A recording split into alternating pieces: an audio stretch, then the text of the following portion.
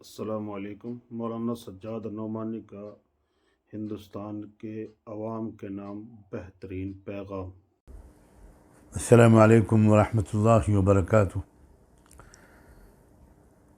मैं इस वक्त अपने मुल्क में पेश आने वाले दो अहम वाक़यात पर कुछ अपने ख़यालात का इजहार करने के लिए आपकी खिदमत में हाज़िर हुआ हूँ। एक तो वाक़या हमारे बिरादर अज़ीज़ मौलाना मुफ्ती सलमान अज़हरी साहब की गिरफ़्तारी का है। जितने सख्त अल्फाज में इसकी मज़म्मत की जाए वो कम है।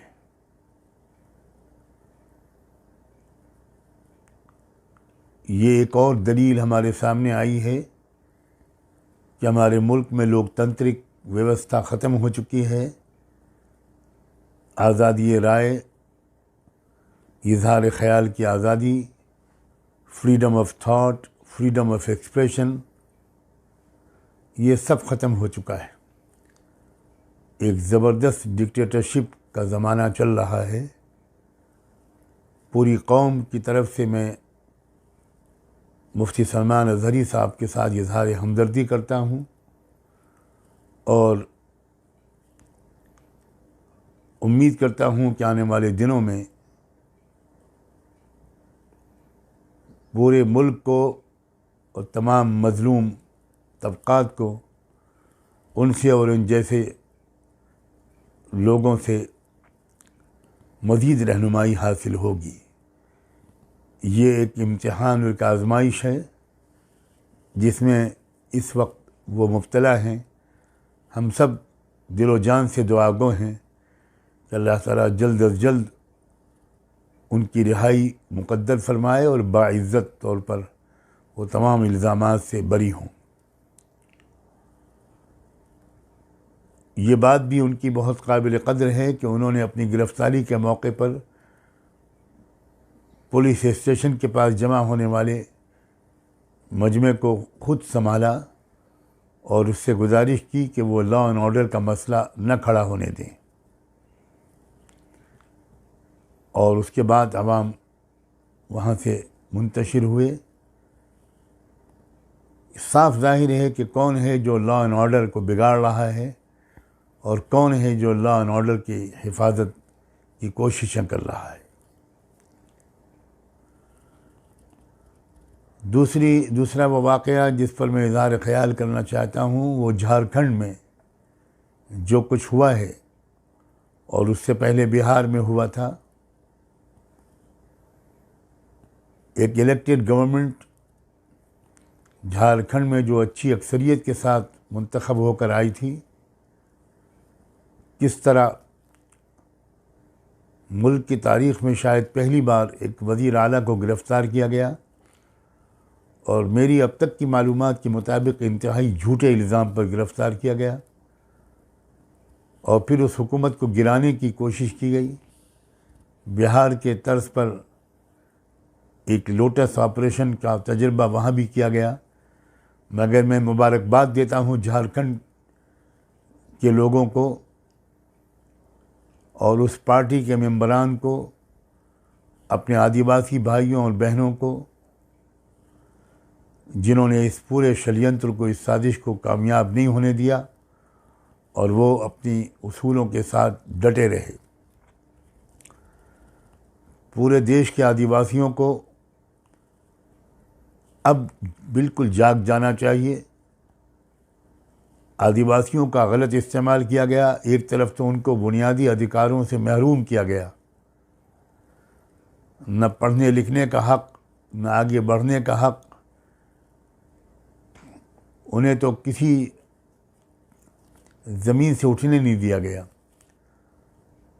उनके बदन पर पूरे कपड़े नहीं होते, उनके पैरों में चप्पल जूते नहीं होते।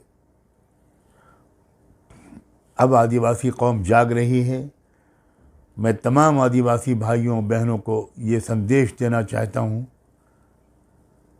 कि आप बिरसा मुंडा की तरह इस देश को दोबारा आज़ाद कराने के लिए उठ खड़े हों और मैं हेमंत सोरेन को मुबारकबाद देता हूँ कि वो जेल से निकल कर आए और असेंबली के सेशन में उन्होंने बहुत जुर्रतमंदाना तकरीर की। उनके चेहरे पर, उनके अल्फाज में कहीं भी किसी खौफ और मायूसी की कोई झलक दिखाई नहीं दे रही थी। बिहार में जो कुछ हुआ वो भी ओबीसीज़ के ख़िलाफ़ एक ज़बरदस्त ताकत का इस्तेमाल हुआ, एक धांधली हुई, एक धोखा दिया गया और ओबीसीज़ को ओबीसीज़ से लड़ाया गया। और गोया इस वक्त मरकज़ी हुकूमत ये चाहती है कि किसी स्टेट में अपोजिशन की कोई हुकूमत बाकी न रहे, ताकि 2024 में अब चंद महीनों के बाद जो लोकसभा का इलेक्शन होने वाला है उसमें वो जो चाहे अफसरान से करवा सके। इसलिए बिहार के आवाम किसी भी मज़हब और ज़ात के फ़र्क के बग़ैर बिहार और झारखंड के आवाम और पूरे मुल्क के आवाम से मेरी अपील है कि वो आने वाले इलेक्शन की अहमियत को समझें। अभी भी वोटर लिस्ट के इंदराज का काम जारी है।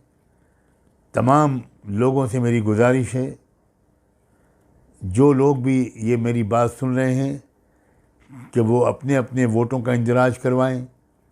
आप अपने अपने मोहल्ले के लोगों का, अपने करीब जवार के कुल व जवार के लोगों का वोटर लिस्ट में इंदराज करवाएं, करेक्शन करवाएं।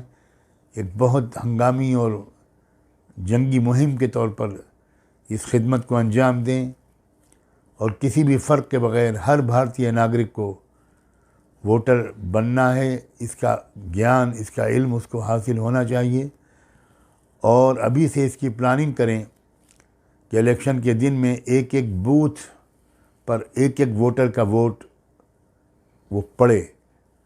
वो वोट जिसको देना चाहे दे, मगर हमारी आपकी कोशिश ये होनी चाहिए कि हर वोटर, भारत का हर वो शख्स जो वोट देने का हक रखता है वो वोटर बने और इलेक्शन पोलिंग के दिन में सुबह सवेरे जाकर वो अपना वोट डाले। मैं इन्हीं दोनों बातों के लिए आपकी खिदमत में हाज़िर हुआ था। उम्मीद है कि आप इस पर ज़रूर तवज्जो करेंगे। अब मुझे ऐसा लगता है कि आने वाले ज़माने में आदिवासियों, ओबीसीज़ और मुल्क की जो माइनॉरिटीज़ हैं उन सबको मिलजुल कर इस मुल्क के संविधान को, इस मुल्क के दस्तूर को बचाने के लिए एक बड़ी मजबूत कोशिश करनी है। कामयाबी आपके कदम चूमेगी, ऐसा मुझको यकीन है। आप सबको आपके मालिक के हवाले करता हूँ। बहुत बहुत शुक्रिया। खुदा हाफिज़।